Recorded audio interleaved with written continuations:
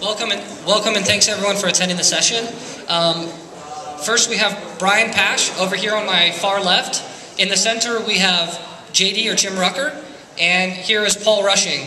The three of them have established themselves as thought leaders and executors in the industry for both social media and search engine optimization. So pretty much any form of online marketing, that's what these guys do. They eat it, breathe it, sleep it, day in, day out.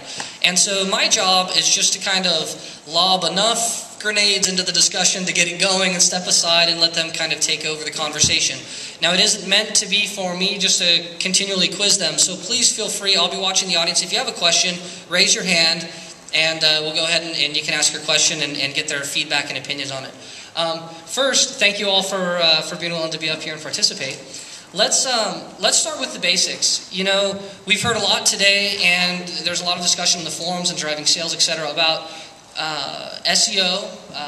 You know, working to organically rank your website, SEM or the pay-per-click model, social media marketing, mobile marketing. You're going to go into a dealership. I'm a dealer. I'm going to ask you the question: where do I start? How do I self-evaluate, and what's my end goal? Well, I mean, first and foremost, we talk about social media, we talk about SEO and SEM. The most important aspect is going to be search, no matter what. Social media is, as an integrated aspect of search, is very important. But to say that social media itself is the end-all be-all is just not true. You have to have the entire package, every component working together seamlessly in a way that allows you to be found, that controls your reputation as has been discussed, and make sure that the people are going to you and not your competitors.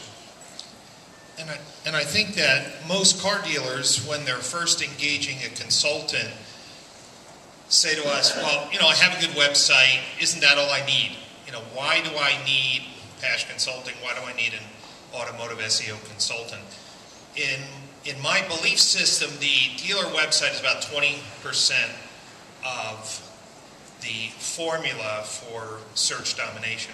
So if you have just rested on your laurels, regardless of what platform you have, if you're not doing off-site SEO, if you're not doing content creation, link building, press releases, and participating in social media, as JD said, you're missing the boat. So our biggest education is trying to educate dealers on the whole scope of what we would call internet marketing and not just focusing on their website.